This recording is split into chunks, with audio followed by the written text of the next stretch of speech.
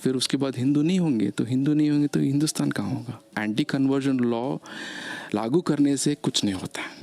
मैं एक ही सवाल पूछ रहा हूँ, जितने भी स्टेट्स जो हैं, जितने भी राज्य जो है एंटी कन्वर्जन लॉ इम्प्लीमेंट किया है, tell me how many convictions have happened, कितने लोग।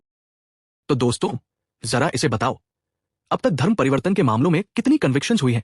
देखो, यहां किसी ने कभी जबरदस्ती धर्म परिवर्तन की बात नहीं की, लेकिन इन्होंने शब्दों को ऐसे तोड़ मरोड़ दिया कि फोर्स्ड कन्वर्शन की जगह सिर्फ कन्वर्शन बोलकर लोगों को भड़काया। और नतीजा क्या हुआ? आज तक एक भी ठोस कन्विक्शन नहीं मिली, बस अफवाहें, शोर और झूठी कहानियां। कन्विक्शंस हैव हैपेंड, कितने लोग। कन्विक्शंस नहीं है तो फिर इतने सारे केस कहां से आए? याद है ना वो नन वाला मामला? पूरे देश में हंगामा हुआ था।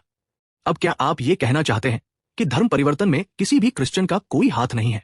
सोचिए जरा, बातें बहुत की गई, आरोप बहुत लगाए गए, लेकिन सबूत और सजा कहीं दिखे?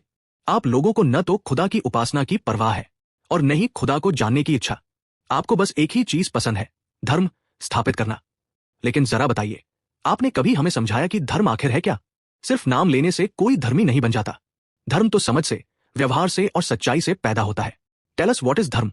यदि आप हमें बताएंगे कि धर्म क्या है, तो आप देवताओं को नहीं जोड़ सकते। यदि आप देवताओं को छोड़ देंगे, तो धर्म का आधार क्या है? फिर उसके बाद हिंदू नहीं होंगे तो हिंदुस्तान कहाँ होगा। हिंदुस्तान वही रहेगा जहां वो है, जहां उसे होना चाहिए। अगर सिंधु के बिना हिंदू हो सकता है, तो हिंदू के बिना भी हिंदुस्तान रहेगा। दरअसल सिंध एक प्रांत है जो आज के दक्षिण पूर्वी पाकिस्तान में स्थित है। जब फारसी लोग इस क्षेत्र का नाम बोलते थे, तो वे सिंधु को हिंदू कहते थे। वहीं से हिंदू शब्द आया और बाद में हिंदुस्तान। यानी ये नाम किसी धर्म से नहीं, एक भौगोलिक स्थान से जुड़ा था। सिंधु से हिंदू और फिर हिंदुस्तान।